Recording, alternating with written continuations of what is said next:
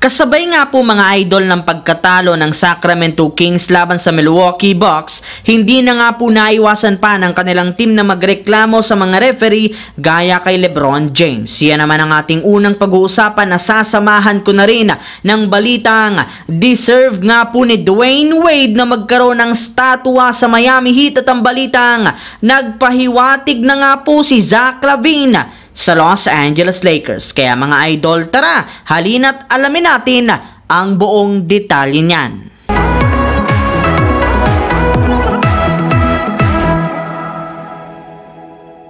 Naging sobrang dikit at init nga po mga idol ang laro ngayong araw sa pagitan ng Milwaukee Bucks at Sacramento Kings. Sa katunayan, naging sobrang emosyonal dito ang head coach ng Kings na si Mike Brown matapos nitong sugurin ng isa sa mga referee sa huling 9 na minuto ng fourth quarter na siyang rason bakit natanggal siya sa kanilang laro. Mabuti na lamang at napigilan pa siya ng kanyang mga players kaya hindi na lumala pa ang sitwasyon. At kahit man maagang natanggal si Mike Brown sa kanilang game, sinubukan para naman nga po ng Sacramento Kings ang lahat ng kanilang makakaya upang manalo, sadyang hindi rin naman nga naging sapat matapos sila ditong matalo 143-142 dahil sa ginawang game-winning buzzer-beating 3-pointer ni Damian Lillard sa overtime. At kasabay nga po mga idol ng pagkatalo ng Kings, hindi pa rin naman natapos si Coach Mike Brown sa pagrereklamo sa mga referee. Nagdala pa nga ito ng laptop sa kanyang post-game interview para ipakita sa media ang rason bakit sobra siyang nagalit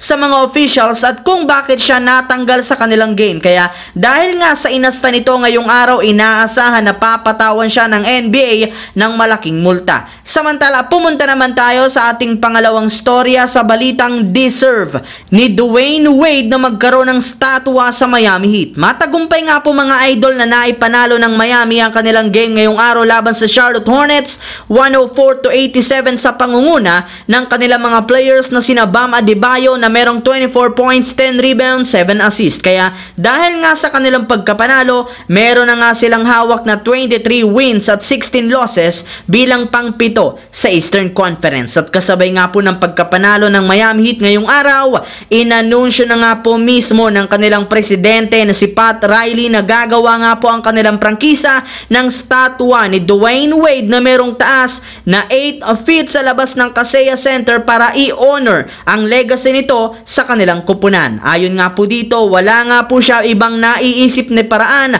para i-celebrate ang legacy ni Wade kundi pagbibigay lamang nila sa kanya ng statwa since ang Miami Heat nga po ang prangkisa na itinayo ng isang Dwayne Wade. Habang dumiretso naman tayo sa ating huling storya sa balitang nagpahiwatig na si Zach LaVine sa Los Angeles Lakers. Alam naman nga po ninyo mga idol na since ayaw tanggapin ng Atlanta Hawks ang offer sa kanila ng Lakers, balak na rin naman nga po ni Rob Pelinka na gumawa na lamang ng isa pang bagong paraan para makagawa sila ng trade. At isa nga dyan ay ang pagkuha nilang muli sa matagal na nilang gusto na si Zach LaVine ng Chicago Bulls. And speaking of Zach LaVine, kasalukuyan na naman nga itong nagbibigay ng problema sa kanyang team na Bulls since magkakasunod na game nga siyang hindi sumisipot sa kanyang mga post-game interview sa media. Bukod nga po dyan, marami na rin naman nga pong nakakita sa pagsuot nito palagi ng t-shirt at sombrero na merong nakalagay na LA na nangangahulugang Los Angeles. Kaya mailan nga pong nagtaka ngayon na gustong gusto talaga ni Zach LaVine na matuloy ang kanyang trade sa lalong madaling panahon papunta